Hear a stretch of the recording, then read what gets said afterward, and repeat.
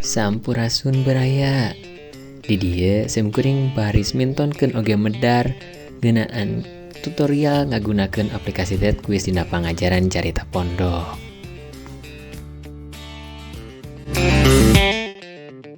Sateuacan lajeng kana video tutorial di dia simkuring baris ngawanohkeun diri heula. Simkuring asmana Muhammad Fadil Al-Mubarok di kelas 4A kalayaning 2310847 Program Studi Pendidikan Bahasa Sunda Universitas Pendidikan Indonesia. Ieu video dijieun pikeun nyumponan pancen mata kuliah teknologi digital dalam pembelajaran bahasa anu di ampu ku Dr. Harisantosa Nugraha MPD.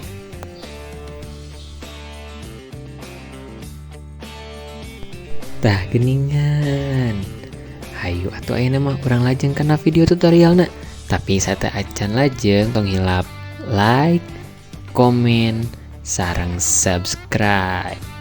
Hayu gaskeun. Tah, sateuacan urang lebet kana tutorial, urang teh kedah mikawanoh heula. Naon sih aya DeadQuiz teh? DeadQuiz mangrupa salah sahiji aplikasi anu museurna dina bag-bagan evaluasi atau asesmen dina hiji pangajaran. Di jerona aya fitur-fitur latihan soal, pangawaruh umum anu geus disadiakeun ku pihak developer aplikasina.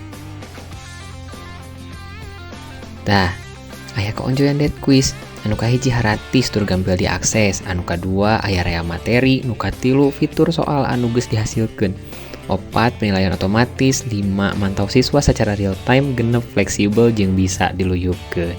Salian kaonjoyanana aya oge kahingkeranana, nu kahiji basajan kurang ngirut, anu kadua kawatesanan fitur multimedia, anu katilu jenis soalna kawatesanan, 4 eueuh fitur diskusi atau kolaborasi, 5 mika butuh internet anu stabil, 6 mika butuh waktu anu lega. Tah ku kitu mah hayu we urang lajeng kana video tutorialna. Hiji tos pasti urang kedah gaduh heula aplikasi DeadQuizna tiasa di-download di Play Store. Tapi mitos lebet kan aplikasi DeadQuizna aya pilihan-pilihan ieu margi urang salaku guru urang lebet wae langsung kana pilihan anu teacher ieu guru. Tah di dia langsung ditembongkeun aya kolom kanggo login pamitos kagungan akun. Pamita aja urang tiasa lebet kana pilihan ieu create an account. Lebet tadi dia langsung ditembongkan oge aya email password ngeusian nami teras ngeusian oge nami kelasna teras pamiatos dieusian sadayana luyu sareng parentahna urang kantun ngalebetan ieu nu terakhir luyu oge sareng naon anu aya dina gambarna. Tah kalarasan simkuring tos kagungan akunna janten urang langsung we login.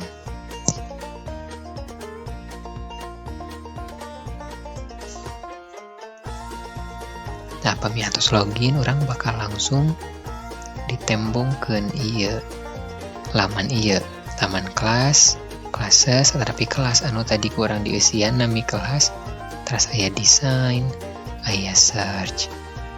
Tah, margi di dia urang kedah ngadamel soal ngalebetan soal maka urang lebet kana anu pilihan desain ieu. Tah kumaha carana hoyong ngalebetan si soalna? Tah pilih anu buleud ieu, anu buleudan dihandap ieu, pencet tah terus jadi urang namian nami tesna misal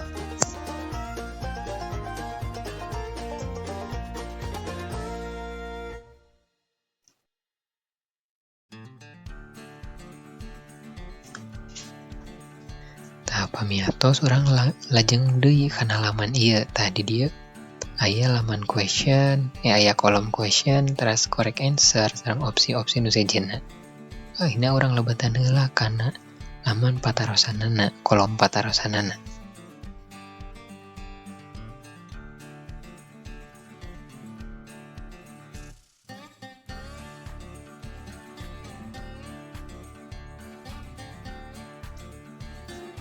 Pamiatos ngalebetan soal, urang lajeng deui kana kolom jawaban anu leres.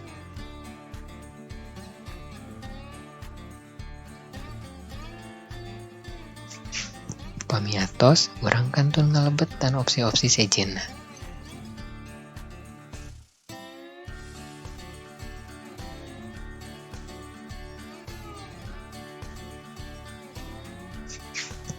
pami dikira cekap, kantun we pencet kana apply change. Tah, ieu soal anu kahiji pami urang hoyong nambihan soal kantun pencet deui anu buleudan ieu di handap. Pami kirana atos kantun pencet save. Nah, sabana eta urang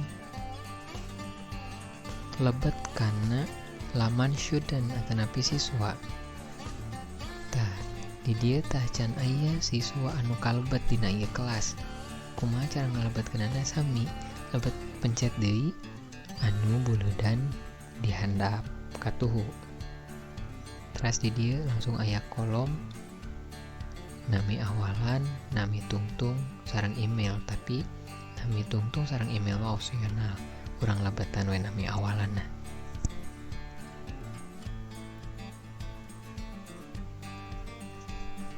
Nah, contohna Firman pami atos pencet save. Tah, engke bakal keluar si nami-nami murid anu tos dilebetan. Tak kaleresan ieu aya nami-nami anu janten percobaan SIM kuring sateu acana. Pamiatos urang wangsul deui kana laman exam. Pamiatos wangsul deui kana laman exam, aya kode dina tes soal carita pondok nyaeta C5MBTVBE. Tah kode eta anu engke baris dibagikeun ka siswa. Nah, sakitu wae anu tiasa didugikeun. Hatur nuhun kana perhatosanana, hapunten kana kakiranganana. Wassalamualaikum warahmatullahi wabarakatuh.